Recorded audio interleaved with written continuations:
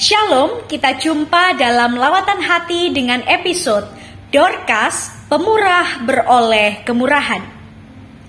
Bapak Ibu Saudara yang dikasihi oleh Tuhan, ketika masih duduk di bangku SMA, saya pernah kehilangan tenaga ketika mengikuti pelajaran olahraga. Kemudian saya meminta izin untuk beristirahat sejenak di ruang UKS.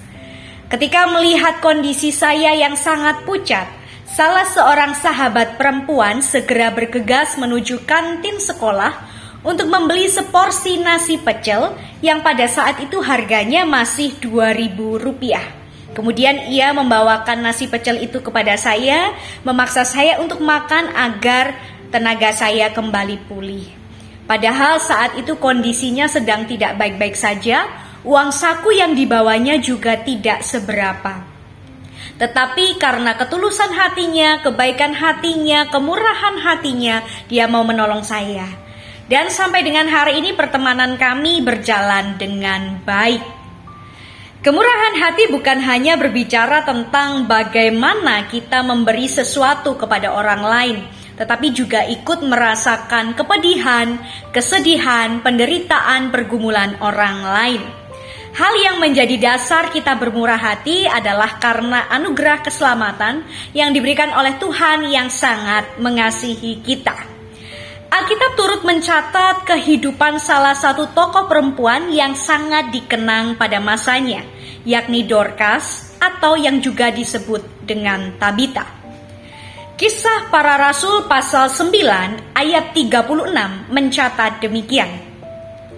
Di Yope ada seorang murid perempuan bernama Tabita, dalam bahasa Yunani Dorcas.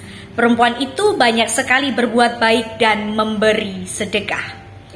Ayat ini memberikan gambaran kepada kita bahwa Dorcas atau Tabita merupakan seorang yang sangat baik, dermawan, dan juga orang yang selalu menolong sesama yang sangat membutuhkan uluran tangannya. Tetapi satu ketika sebagai seorang penjahit, dia juga mengalami sakit dan juga meninggal. Ketika dia meninggal, ada begitu banyak orang yang sangat menangisinya dan kehilangan dirinya.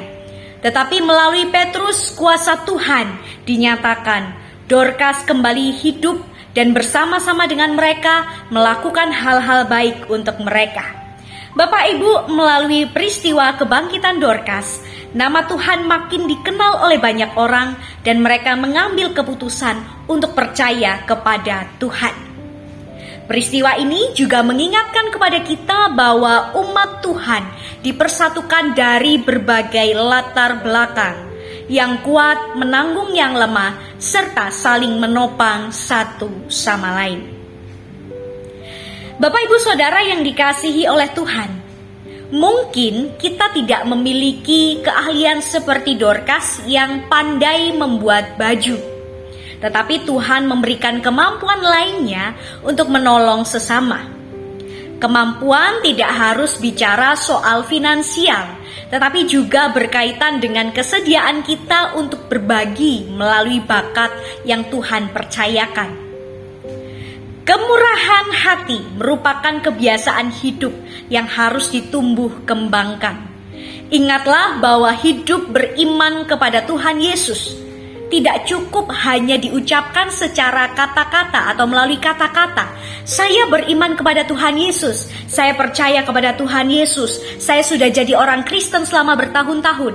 Tetapi hidup beriman harus diwujud nyatakan dalam keseharian melalui cara kita mengasihi dan memperlakukan orang lain. Ketika kita bermurah hati, maka sesungguhnya pada saat itu juga kita sedang belajar untuk menghargai, menghormati apa yang sudah Tuhan percayakan kepada kita.